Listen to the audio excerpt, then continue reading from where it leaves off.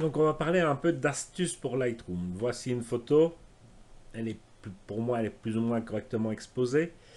Et ce que je vois souvent, c'est des gens qui commencent à aller par le blanc et qu'on diminue le blanc parce qu'on a trop de lumière et on vient à fond sur le blanc. Et puis on prend le noir, on ouvre les noirs au maximum comme ça. En fait, il y a quand même un ordre logique normalement dans Lightroom. Et donc, c'est quoi? C'est prendre d'abord les hautes lumières et venir les diminuer, quitte à ce que ça soit au maximum. De prendre les ombres et de les mettre comme vous en avez envie.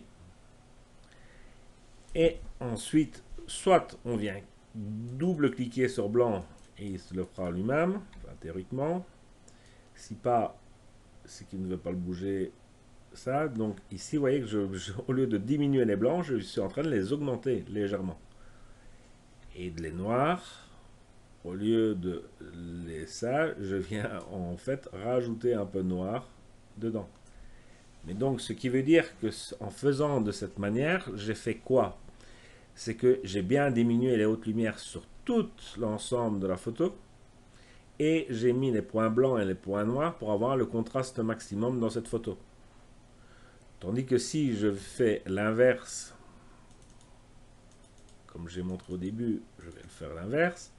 On vient donc diminuer les blancs au maximum, on vient ensuite augmenter les noirs au maximum. Et bien, on se retrouve devant une situation que si j'ouvre encore les ombres, ben, il n'y a plus de noir du tout dans la photo. Et si je diminue les hautes lumières, ben, j'ai plus de directement, j'ai plus rien. J'ai plus de points blancs ni de points noirs sur cette photo.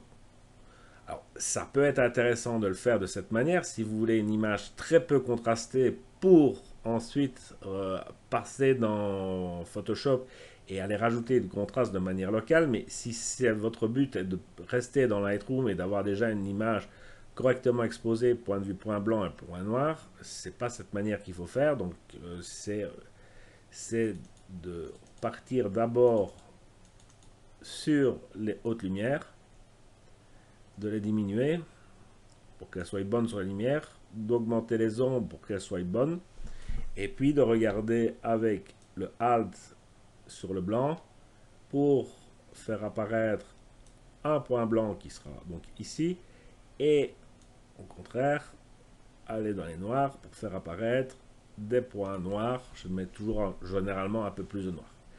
Donc c'est tout à fait autre chose. Là j'ai une image qui est contrastée, dans l'autre j'ai une image qui a beaucoup moins de contraste.